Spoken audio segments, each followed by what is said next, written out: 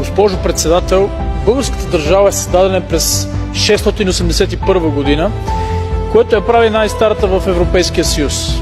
За тези почти 14 века сме научили, че да си имаш работа с империи не е лесна работа. Започнахме първо с византийската, после османската и накрая съветската. И научихме по трудния начин, че тогава, когато една империя ти каже превземаме още малко и повече няма, обикновено не можеш да вярваш на това.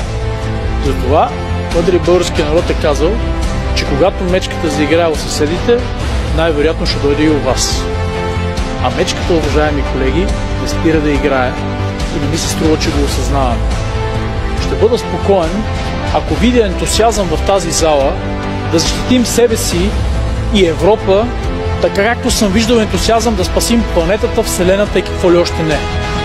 Зависи само от нас и е добре ние да дадем пример. Време е да се погрижим за себе си. Можем да се въоръжаваме колкото си искаме, но ни трябват хора, които да покажат кураж. Благодаря ви.